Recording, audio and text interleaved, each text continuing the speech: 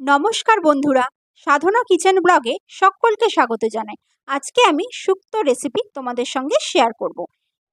সকলেই বাড়িতে শুক্তো রান্না করেছেন, কখনো দুধ শুক্তো কিংবা সাদা শুক্তো।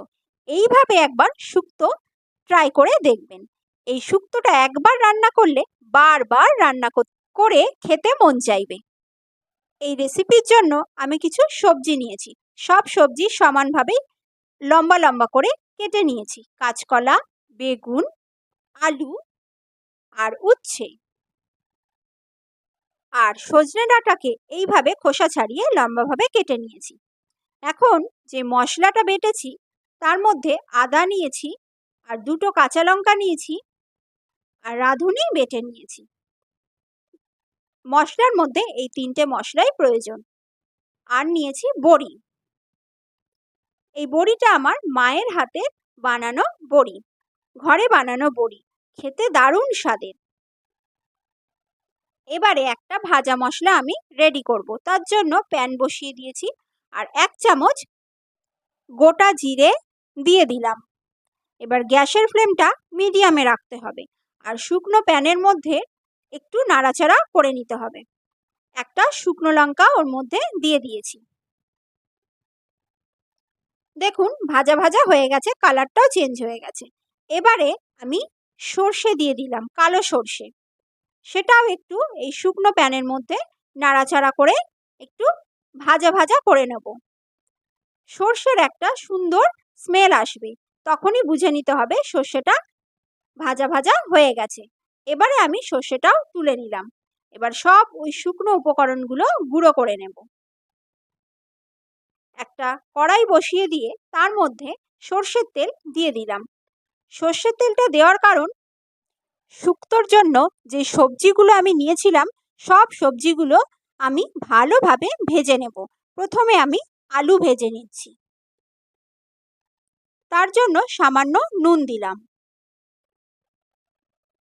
আলুটা নাড়াচাড়া করে নিতে হবে, আর লাল করে ফ্রাই করে নিতে হবে।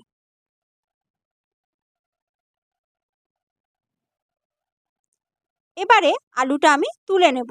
আলু ভাজা হয়ে গেছে।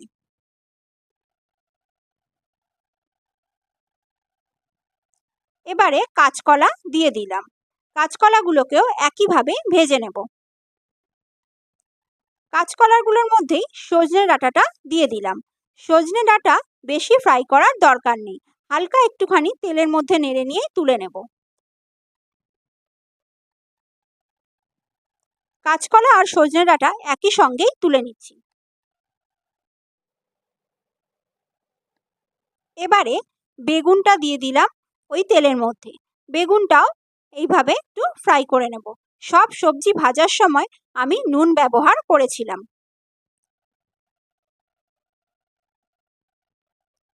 এবারে উচ্ছেটা ফ্রাই করব। উচ্ছেটা ভাজার সময়ও নুন দিয়ে দিলাম।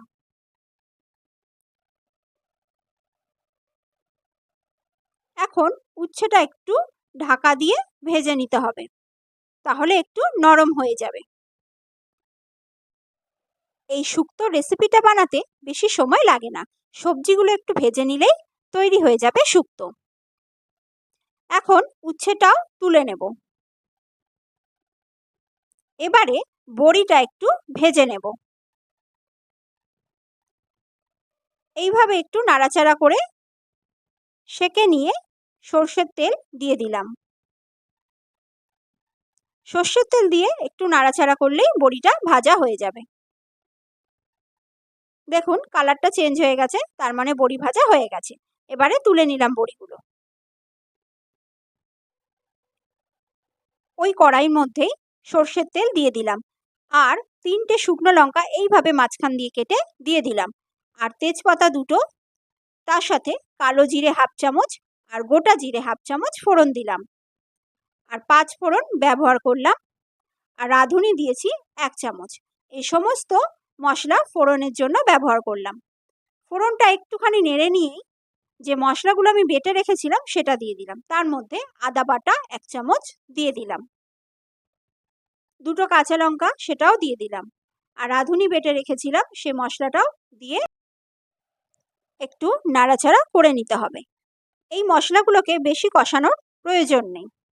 এবারে হলুদ দিয়ে দিলাম 1 চামচ,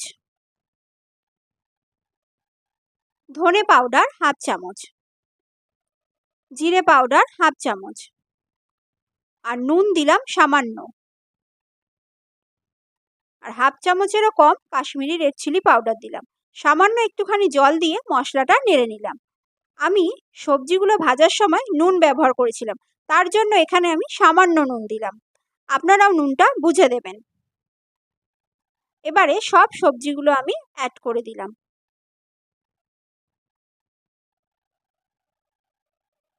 সবজিগুলো দেওয়ার পর একটু নাড়াচাড়া করে নিতে হবে।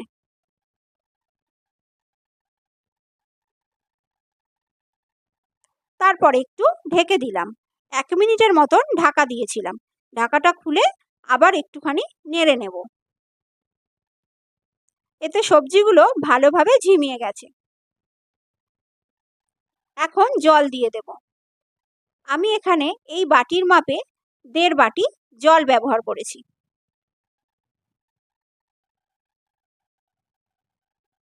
এখন ঢাকা দিয়ে 10 মিনিটের মতন রান্না করতে হবে।